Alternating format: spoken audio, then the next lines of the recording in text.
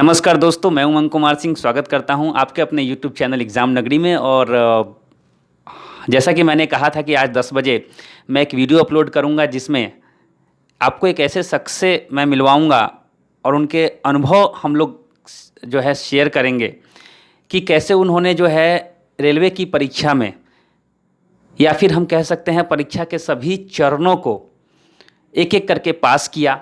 उसी पैटर्न को जो पैटर्न आप दिसंबर में देने जा रहे हैं, वही CBT 1 CBT 2 हर तरह से और हर तरह के अनुभव को आज जो है वो शेयर करेंगे आपके सामने। और मेरा मानना यह है कि परीक्षा में जितनी सहायक आपकी तैयारी होती है, उतना ही सहायक अनुभव होना चाहिए कि कैसे जो है परीक्षा में बैठा जाए और कहाँ पे हम गलतियाँ कर सकते हैं, कहाँ पे हमें कौन सी गलतियाँ नहीं करनी चाहिए। ये बहुत ज़रूरी होता है, जो कि हमें नहीं मिल पाता। एक कोचिंग संचालक आपको ये अनुभव नहीं दे सकते। ये अनुभव वही दे सकते हैं जो सफलतापूर्वक सारे चरणों को पास करने के बाद वहाँ तक पहुँचे हैं। तो बिना देर किए हुए सीधे मुद्दे की बात पे आएंगे और आइए मिलवाते हैं आपको उस शख्स से, और वो अपना परिचय आपको इस वक्त देंगे। और एक एक करके हम सभी प्रश्नों का एक सूची मैंने यहाँ पे लिखा है, मुझे जहाँ तक ज़रूरी लगा। बाकी अगर आपको कुछ अगर संदेह हो तो आप मुझे कमेंट बॉक्स में लिख सकते हैं। डिस्क्रिप्शन बॉक्स में जो भी ज़रूरी डॉक्यूमेंट्स होंगे, जो भी चीज़ें होंगी, मैं आपको दे दूँगा। तो आइए शुरू करते हैं। तो सर, बहुत बहुत धन्यवाद आपका मेरे साथ जुड़ने के लिए। और चूँकि हम सभी जानते हैं कि लॉकडाउन अभी चल रहा है और अब ट्रैवल करना बहुत मुश्किल है, तो मैं अपने दूर के दोस्तों से मिल नहीं सकता। आप मेरे सबसे करीबी थे और मैं आपसे आराम से कांटेक्ट कर सकता था। तो मैंने सोचा आपके माध्यम से जो विद्यार्थी हैं, जो लोग बच्चे हैं, उनकी कुछ सहायता हो जाए, तो मेरे लिए बहुत ही बड़े सौभाग्य की बात हुई। तो पहले आप अपना सामान्य परिचय दे दीजिए। नमस्कार दोस्तों, मेरा नाम विनय कुमार ओझा है। बहुत बहुत धन्यवाद सर मुझे बुलाने के लिए। मैं प्रयागराज यूपी का रहने वाला हूँ। मैंने 4 चरणों में एग्ज़ाम दिया था, CBT 1, CBT 2, डॉक्यूमेंट वेरिफिकेशन और उसके बाद मेडिकल। ओके, धन्यवाद सर। परिचय से आप लोग जान गए होंगे कि हमारे जो दोस्त हैं, हमारे भाई हैं, वो उत्तर प्रदेश के रहने वाले हैं, प्रयागराज के, और एक सामान्य कैटेगरी से बिलोंग करते हैं। तो मुझे लगता है कि एक सामान्य कैटेगरी के विद्यार्थी के लिए, कैंडिडेट के लिए थोड़ा सा मुश्किल हो जाता है। लेकिन अगर इन्होंने पास किया है तो उसके नीचे सभी कैटेगरीज हैं जिनके कट ऑफ में थोड़ा थोड़ा का अंतर होता है, तो सबको इस वीडियो से सहायता मिलने वाली है। तो सर, मेरा पहला प्रश्न, मैंने 10 या 12 प्रश्नों की एक सूची यहाँ पे लिखी है। मेरा पहला प्रश्न है कि CBT जब आपने दिया था, तो CBT 1 में जो पहला चरण होता है, जब हमें एडमिट कार्ड इशू होता है हमारे पास, तो पहले चरण में आपको कितने प्रश्न आए थे और आपने कितने प्रश्नों को अटेम्प्ट किया था? कृपया एक सलाह दीजिए। हाँ, CBT 1 में टोटल 100 क्वेश्चन थे और 90 मिनट्स का टाइम दिया गया था। पैटर्न उसमें क्या था कि टोटल 4 GS था, रीजनिंग था, इंग्लिश था, मैथमेटिक्स था, लेकिन सेपरेट पोर्शन नहीं था। जैसे SSC और बैंक्स में होता है सेपरेट पोर्शन, वो टोटल नहीं था। वो सीक्वेंस वाइज 100 क्वेश्चन में डिफरेंट क्वेश्चन थे, सीक्वेंस वाइज थे। सबसे ज़्यादा जो पोर्शन कवर किया था वो था GS का, उसके बाद रीजनिंग का, और फिर इंग्लिश और मैथ के मतलब बराबर क्वेश्चन थे लेकिन कम मात्रा में थे। जो मेरा पैटर्न था सॉल्व करने का, वो था सीक्वेंस वाइज, क्वेश्चन 1 से लेकर 100 तक।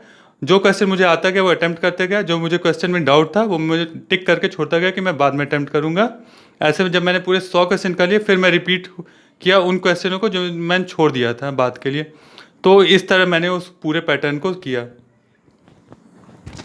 तो CBT 1 का पैटर्न मुझे भी पहले लगा था। मैंने 2016 में परीक्षा दी थी, लेकिन मुझे ठीक से याद नहीं था।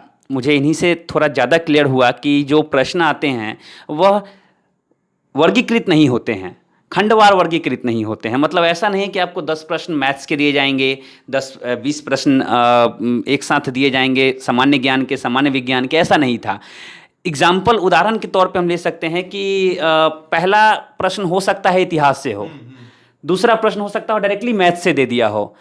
तो इस तरह से जो है प्रश्न आते थे। तो अगर आप चुनेंगे तो चुनने में काफ़ी आपका समय जो है वो व्यर्थ चला जाएगा। तो आपको करना क्या है, जैसा कि सर ने जो है सलाह दी है कि आपको सभी प्रश्नों को लाइन से सीरियल वाइज एकदम बनाते चले जाना है। बनाते चले जाना है। जहां जो प्रश्न काफ़ी कठिन है, जिसे आप अटेम्प्ट नहीं करना चाहते हैं या आप बाद में रिव्यू के लिए रखना चाहते हैं, तो उसमें मेरे ख्याल से ऑप्शन होता है रिव्यू, क्वेश्चन फॉर रिव्यू, उसको रिव्यू कर सकते हैं। रिव्यू में आप टिक लगा सकते हैं। परीक्षा जैसे ही आपके पूरे क्वेश्चन आप टच कर लेंगे, आप क्या करेंगे, रिव्यूड क्वेश्चन में जाएंगे, सारे रिव्यू क्वेश्चन आपके एक साथ चले आएंगे, उसके बाद एक एक करके उनको टच कर सकते हैं।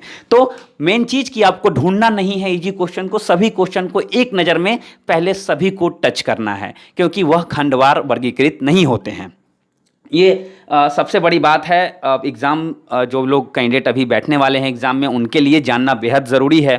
क्वेश्चन पैटर्न आपको पता चल गया है। सर अभी आपने इंग्लिश का नाम लिया, तो इंग्लिश में एक आध एग्जाम्पल दे सकते, किस तरह के क्वेश्चन आए थे, एक आध एग्जाम्पल दीजिए। बहुत टफ क्वेश्चंस नहीं थे, मतलब करेक्शन उसमें कुछ खोजना था, करेक्शन के क्वेश्चंस थे। बहुत ज़्यादा टफ क्वेश्चंस नहीं थे, जैसे एसएससी और बैंक में आते हैं उस तरह के बिल्कुल नहीं थे।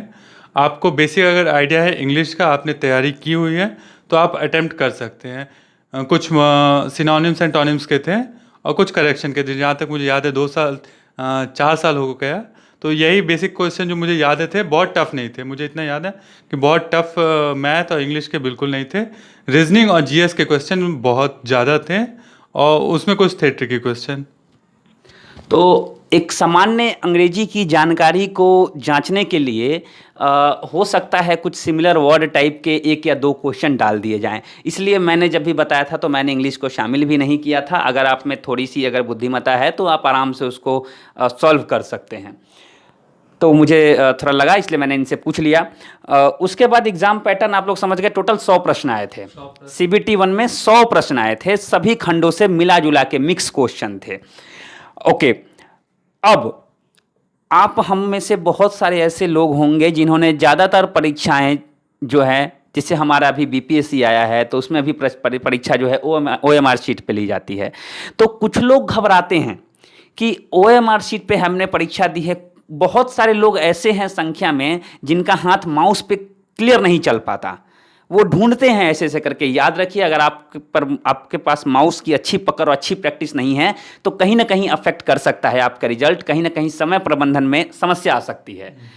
तो इसके लिए कुछ सलाह देना चाहेंगे आप कि कंप्यूटर और OMR कैसे दोनों भिन्न हैं और कौन सा ईजी है, ताकि जो है हमारे कैंडिडेट में कुछ जो है पॉजिटिव एक मेंटलिटी बन पाए। क्या सलाह देना चाहेंगे आप CBT के लिए, कंप्यूटर बेस्ड टेस्ट के लिए?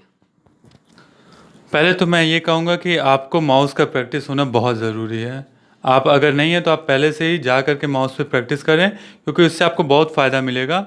और अगर कंपैरिजन की बात करें तो मुझे OMR से ज़्यादा बढ़िया CBT में लगा, क्योंकि आप क्वेश्चन का आंसर चेंज कर सकते हैं। अगर एक बार आपके कहीं गलती से आंसर दिया हो या आप आंसर चेंज करना है तो OMR में ये पॉसिबल नहीं है, लेकिन आप CBT बेस्ड एग्ज़ाम में आप दे सकते हैं।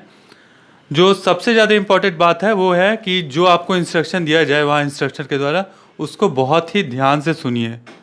जो इंस्ट्रक्शन दे रहा है वो क्या बता रहा है, आपको कैसे फॉर्म भरना है, क्या क्या चीज़ें भरना है, क्या क्या अटैम्प्ट नहीं करना है।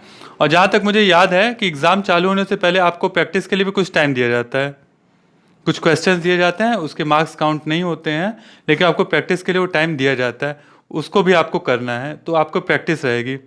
अगर आपको कोई दिक्कत होता है तो तुरंत इंस्ट्रक्टर की मदद लीजिए, आप उनको बताइए कि हमको ये दिक्कत हो रहा है। लेकिन आपको डरने की ज़रूरत नहीं है, बिल्कुल CBT से डरने की ज़रूरत नहीं। अगर आज के टाइम में आप मोबाइल चला रहे हैं तो कंप्यूटर बेस्ड एग्ज़ाम कोई भी मुश्किल नहीं है, बिल्कुल नहीं। तो जो लोग घबरा रहे हैं उन लोगों के लिए ये सलाह जो है काफ़ी यूज़फुल, काफ़ी उपयोगी हो सकती है कि CBT 1 यानी कंप्यूटर पे जो लिया गया टेस्ट है वो OMR की अपेक्षा बहुत ही आसान है। आपके पास बहुत सारे विकल्प होते हैं ताकि आप उसमें क्वेश्चन के आंसर चेंज कर सकें। कोई चीज़ आपने गलती से भर दिया है उसको आप चेंज कर सकें, फाइनल सबमिशन पे रिव्यू कर सकते हैं। और आप अगर नॉर्मल क्वेश्चन OMR में आपको प्रश्न का सीट मिलता है 10 पन्ने का, तो उसमें आपको ढूंढना पड़ेगा। यहाँ आप क्या करेंगे, जिन प्रश्नों को आपने रिव्यू के लिए रखा है वो रिव्यू का लिस्ट ही अलग है। वो सारे रिव्यू या अनटच्ड क्वेश्चन जो भी जिसे हमने टच ही नहीं किया या आप स्किप कर गए, वो सारे का लिस्ट जो है वर्गीकृत करके, कैटेगराइज करके वो आपको एक साथ मिल जाता है और एक साथ आप रिव्यू कर सकते हैं। तो कहीं ना कहीं जो है OMR की अपेक्षा कंप्यूटर बेस्ड टेस्ट बहुत ही आसान है, लेकिन आपको जो करना है वो क्या करना है, कंप्यूटर बेस्ड टेस्ट पे अलग अलग एप्लीकेशन है इंटरनेट पे, आप कहीं भी जाके प्रैक्टिस कर सकते हैं। प्रैक्टिस मेक्स मैन परफेक्ट आपने सुना होगा, तो आप प्रैक्टिस कीजिए, वो आपको बहुत काम देगा। ओके, अगला प्रश्न जो है मैंने ज़रूरी समझा कि CBT 1 हम लोग देने तो जा रहे हैं, लेकिन क्या उससे पहले की कुछ तैयारी ज़रूरी है? एग्ज़ाम की तैयारी के अलावा भी कुछ फिजिकल तैयारी या फिर कुछ फिजिकली मेंटली तैयार होने के लिए या कहीं कुछ परेशानी से बचने के लिए, तो मैं चाहूँगा सर आप उसके बारे में सलाह दीजिए कि अगर हम लोग परीक्षा देने जा रहे हैं तो उसके पहले परीक्षा में मेंटली या फिजिकली फिट होने के लिए हमें किन चीज़ों पे बेहतर रूप से ध्यान देना होगा? सबसे पहली बात तो आप पूरी की पूरी नींद लीजिए, क्योंकि जितना आपका दिमाग मतलब रेस्ट लेगा उतना अच्छा परफॉर्मेंस एग्ज़ाम में दे। हाँ, एग्ज़ाम आप उतना अच्छा परफॉर्मेंस, एग्ज़ाम से एक दिन पहले रात में आप प्रॉपर नींद लीजिए, पूरा नींद लीजिए। उसमें आप कोई कटौती नहीं, कि जितनी तैयारी करनी है आप पहले कर लीजिए, लेकिन एग्ज़ाम से पहले आप एकदम रिफ़्रेश होकर के जाना है तो पूरी नींद लीजिए।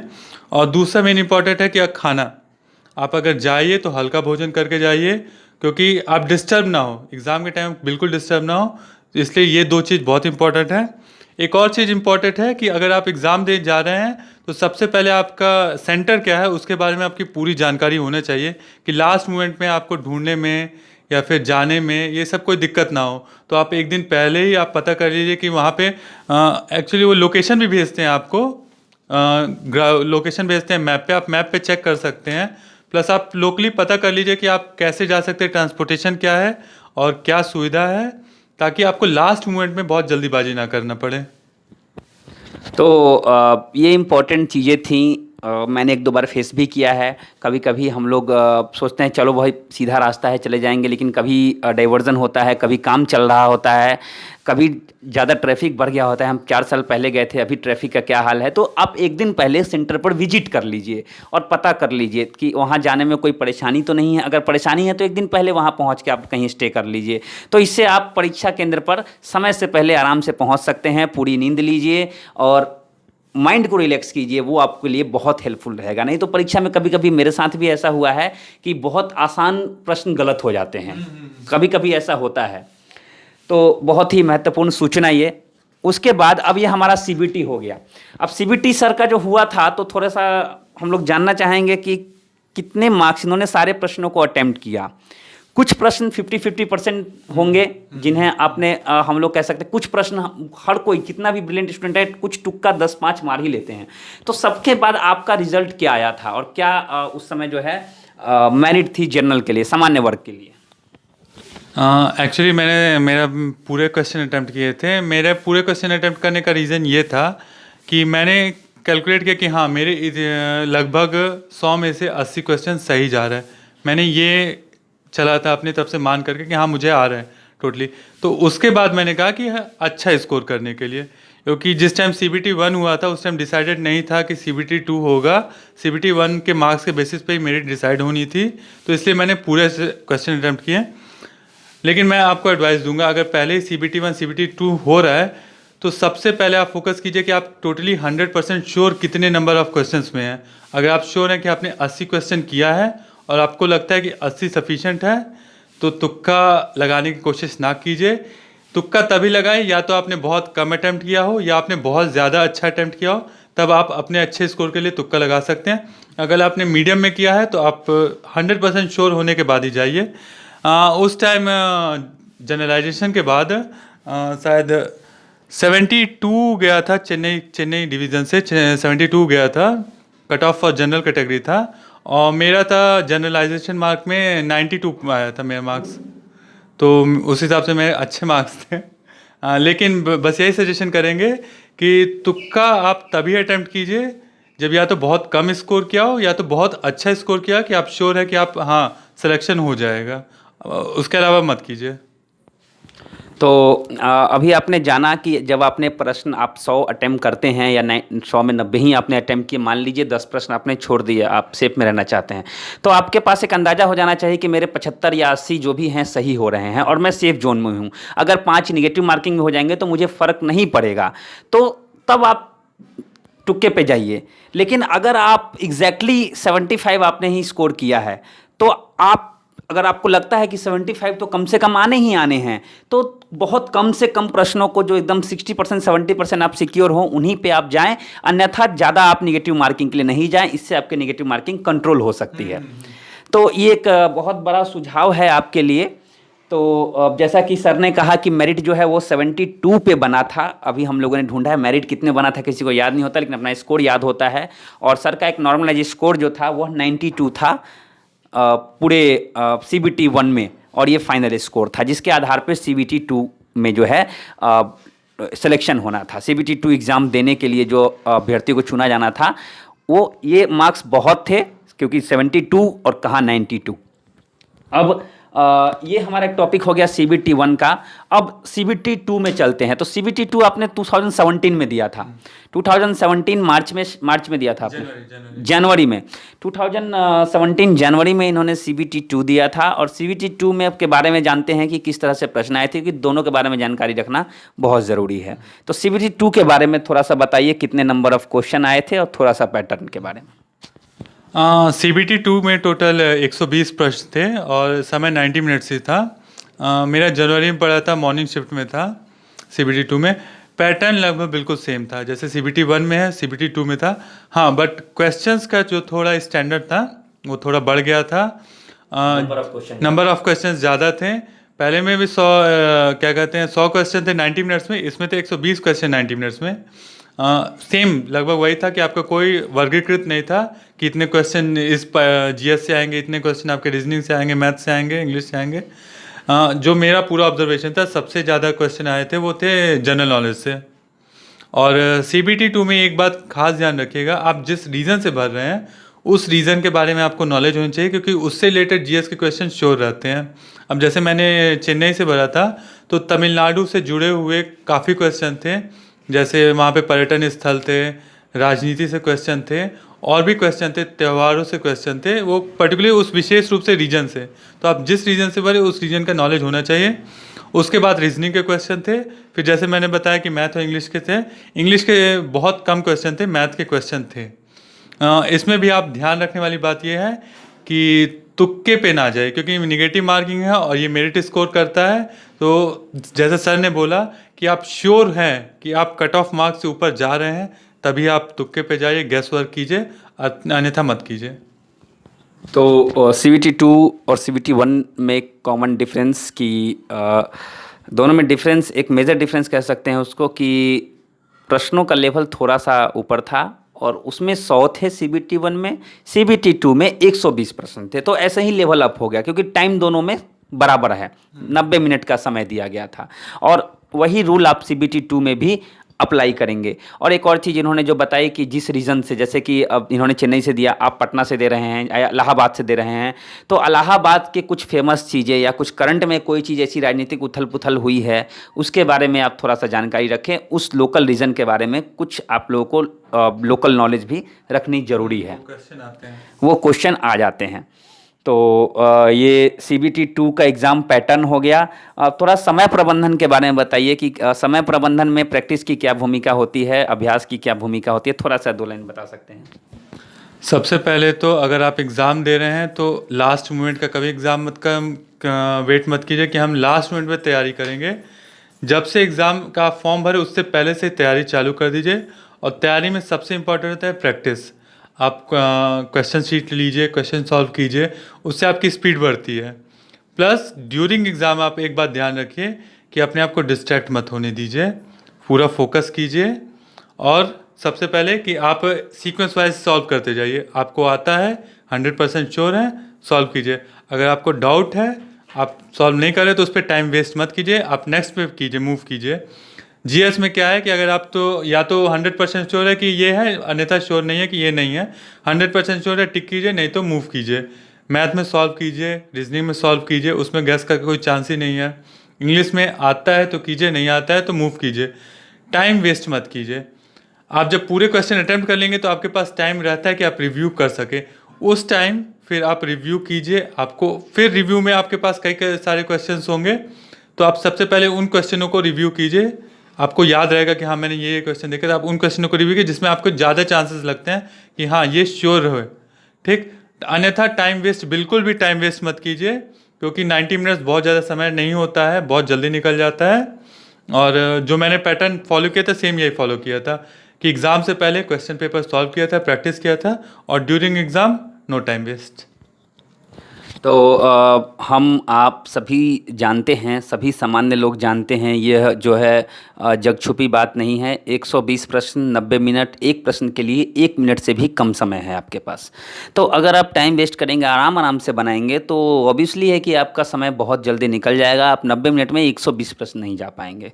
तो आपको क्विक माइंड से जाना होगा, और इसके लिए अभ्यास बहुत ज़रूरी है। अभ्यास का बहुत बड़ा योगदान है टाइम मैनेजमेंट में, समय प्रबंधन में, और आपको पता चलेगा कि आप प्रश्नों को कितनी जल्दी जो है टच कर रहे हैं। तो समय प्रबंधन बहुत ज़रूरी है। अब आते हैं अगले क्वेश्चन पे, जो मेरा क्वेश्चन है, फाइनल नॉर्मलाइज स्कोर CBT 2 में कितना स्कोर आपका आया था, उसका फाइनल नॉर्मलाइज स्कोर के बारे में थोड़ा सा बताइए। CBT 2 में क्या था, नॉर्मलाइजेशन में कट ऑफ पॉइंट्स में गया था काफ़ी। जैसे जनरल कैटेगरी का चेन्नई से था 74.30 ट्रैफिक अप्रेंटिस के लिए, तो क्योंकि मेरा selection as a traffic apprentice हुआ था, और मेरी मेरिट में 3rd पोजीशन थी चेन्नई में। मेरा था 74.77, और जो कमर्शियल अप्रेंटिस का गया था वो था 74.98, मतलब 74.98 से 74.30 के बीच में टोटल ट्रैफिक अप्रेंटिस थे। एक चीज़ आपको ध्यान रखना है कि आपको नॉर्मलाइजेशन के बारे में उतना चिंता करने की ज़रूरत नहीं है। आपको केवल फोकस करना है अच्छा स्कोर करने पे। अगर आप अपने एग्ज़ाम के दिन आपके जो शिफ्ट है उसमें अच्छा स्कोर करते हैं तो आपका नॉर्मलाइजेशन में नंबर कम नहीं होगा। अगर नॉर्मलाइजेशन होता है तो सबका उसी रेशियो में नंबर कम होता है। जैसे 120 क्वेश्चन थे टोटल, और मेरे उस टाइम मैंने कैलकुलेट किया 98 मार्क्स, मैंने 98 क्वेश्चन मेरे मतलब सही थे अप्रॉक्स, माइनस मार्किंग के बाद से। तो 98 का वो जो रिड्यूस होकर नॉर्मलाइजेशन के बारे में था तो 74.77 होता, तो इस रेशियो में सबका हुआ था। तो इस विषय में आपको चिंता करने की कोई ज़रूरत नहीं है, आपको केवल फोकस करना है अच्छा स्कोर करने में।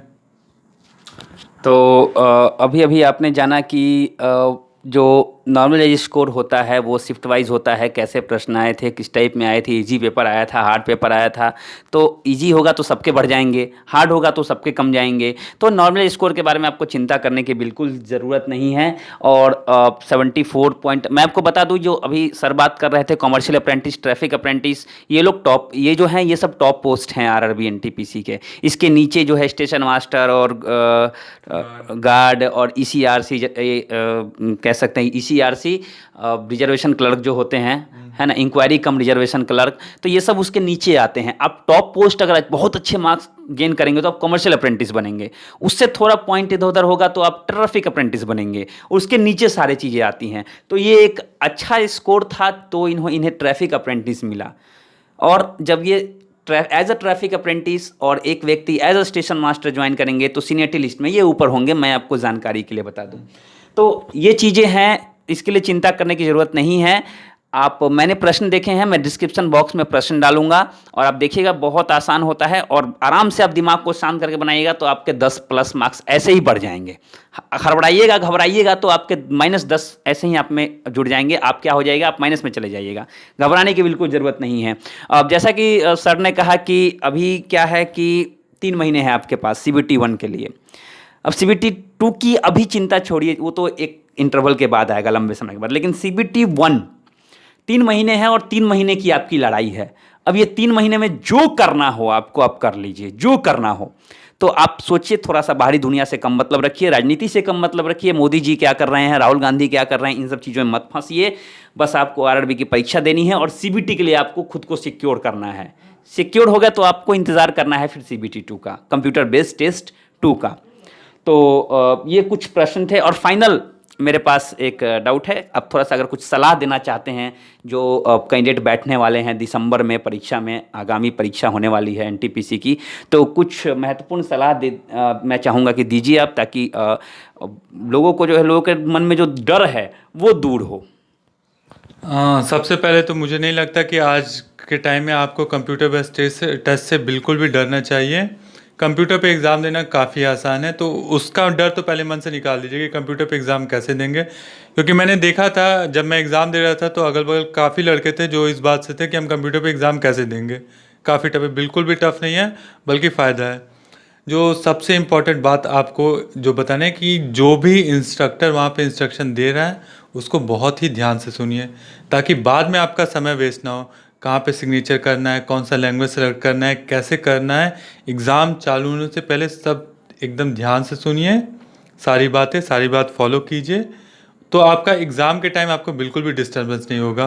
और जैसा कि मैंने पहले ही बताया था कि एग्ज़ाम से पहले प्रॉपर नींद लीजिए, अच्छा खाना खाइए, बहुत ज़्यादा भारी खाना नहीं खाइए, और जानकारी आपको कि आपका लोकेशन कहाँ है, एग्ज़ाम सेंटर क्या है। कि जैसे मेरा मदुरई में स्टेशन से 20 किलोमीटर दूर था और मॉर्निंग शिफ्ट थी, तो मैंने एक दिन पहले ही पूरा ट्रांसपोर्टेशन का रिज़र्व कर लिया था कि कैसे जाना है, क्या जाना है, प्रॉपर मैंने जो भी रहने का था, तो मुझे जाने में दिक्कत नहीं हुआ। और वहाँ से वापस मुझे मतलब एग्ज़ाम के टाइम में मुझे सेंटर खोजने में कोई दिक्कत नहीं हुआ, वो टेंशन नहीं था मेरे पास बिल्कुल भी। एग्ज़ाम से पहले जो तैयारी है उसके बारे में बताना चाहूँगा कि जैसे जीएस का पोर्शन बहुत ज़्यादा आता है, तो जीएस पे ज़्यादा फोकस कीजिए, रीजनिंग पे फोकस कीजिए, मैथ पे फोकस कीजिए, लेकिन जीएस पे ज़्यादा फोकस कीजिए। सीबीटी 1 है, करंट अफेयर से आएगा। आजकल का लेटेस्ट चल रहा है कोविड, तो मुझे लगता है कि कोविड से ज़्यादा क्वेश्चन आ सकते हैं, तो इस पे भी आप फोकस कीजिए, ज़रूर कीजिए। अच्छा सर, एक चीज़ थोड़ा सा डिस्टर्बेंस है, कुछ आपको याद है करंट अफेयर्स कितने आते हैं अप्रॉक्स? मैं बताऊंगा, करंट अफेयर्स उतने नहीं आते थे जितने कि नॉर्मल जनरल क्वेश्चन आते हैं, जनरल नॉलेज के क्वेश्चन आते हैं। करंट अफेयर्स थे, लेकिन जनरल नॉलेज के क्वेश्चन के कंपैरिजन में वो काफ़ी कम थे। जब आप सीबीटी 2 देते हैं, सीबीटी 2, तो उस टाइम आपको ध्यान रखना है कि उस टाइम करंट अफेयर्स के क्वेश्चन अच्छे खासे अमाउंट में थे। और जैसे मैंने बताया कि रीज़न आप जिस रीज़न से दे रहे हैं उसके बारे में नॉलेज होनी चाहिए। सीबीटी 1 में जो जहाँ तक मुझे याद है कि बहुत ज़्यादा करंट अफेयर्स के नहीं थे, लेकिन हाँ, जनरल नॉलेज पे पकड़ आपकी अच्छी होनी चाहिए। इस टाइम कैसा पैटर्न होगा वो मैं प्रिडिक्ट तो नहीं कर सकता, लेकिन अगर आप प्रीवियस पैटर्न पे जाए तो लगभग यही पैटर्न था। तो बहुत सारी महत्वपूर्ण जानकारियाँ, और जब मैंने वीडियो बनाना शुरू किया था तब से मैंने कहा था कि साल के अंत तक परीक्षाएं होंगी, और जब थोड़ा सा ऐसा हिंट्स मिला कि भाई एग्ज़ाम होने वाली हैं दिसंबर तक, तो तभी मैंने वीडियो बनाना शुरू किया था, अभी से 3 महीने पहले, और मैंने 6 महीने का समय लिया था। और चूँकि मेरी खुद की परीक्षा थी तो मैं ज़्यादा समय नहीं दे पाया, लेकिन अब मैं कभी कभी समय दूंगा और ऐसी महत्वपूर्ण जानकारी आपके लेते आऊँगा। अभी अब लॉकडाउन की वजह से और कुछ रेस्ट्रिक्शन है हमारे पास, तो बाहर जाने की थोड़ी सी पाबंदी है, नहीं तो मेडिकल जब हो, साइको टेस्ट हो, हर तरह की चीज़ों से मैं आपको अवगत कराता रहूँगा। और आशा करता हूँ कि आपको जो अभी जानकारियाँ मिली होंगी वो बहुत ही महत्वपूर्ण, और ऐसे अनुभव वही लोग शेयर करते हैं जो अभी अभी ज्वाइन किए हैं या अभी अभी वो उन्हीं चरण से गुजरे हैं जिनसे आप गुजरने वाले हैं। तो ये अनुभव बहुत ही ज़रूरी था, और मैंने सोचा कि नहीं, आपको देना चाहिए। और मैं खासकर सर का धन्यवाद देना चाहूँगा कि ये आए, मेरे एक कॉल पे ये जो है आ गए। मुझे थोड़ा सा हिचकिचाहट थी, क्योंकि 4 दिन की जान पहचान है हमारी, क्योंकि ये अभी अभी यहाँ नए पोस्टेड हुए हैं, ये कहीं और इनकी पोस्टिंग हुई थी, ये अभी अभी यहाँ आए हैं, और इनसे मेरी मुलाकात 4-5 दिन पहले हुई है। और मुझे इनका नाम भी ठीक से पता नहीं था, मुझे पता करना पड़ा और नंबर लेना पड़ा, क्योंकि ऐसी कभी ज़रूरत आई नहीं। तो जो है एक बार में इन्होंने जो है स्वीकारा और ये तुरंत आए, तो इसके लिए बहुत बहुत धन्यवाद सर आपका। और आशा करता हूँ कि बच्चों को जो है इससे बहुत सहायता मिलेगी। तो थैंक यू दोस्तों, वीडियो पूरा देखने के लिए। चैनल को आपने सब्सक्राइब नहीं किया तो कर लीजिए, और आगे ऐसे ऐसे वीडियो आते रहेंगे। मुझे जब भी समय मिलेगा मैं वीडियो आपको इस तरह के वीडियो डालते रहूँगा। और अभी परीक्षा होने तक लगातार जो है डेली बेसिस पे मैं नहीं कह सकता, क्योंकि अभी मैं हमारी शिफ्ट चालू है, काम चालू है, ट्रेन चलने लगी है, लेकिन 1-2 दिन पे मैं वीडियो डालता रहूँगा। थैंक यू वेरी मच दोस्तों, good night. Thank you sir. Thank you very much.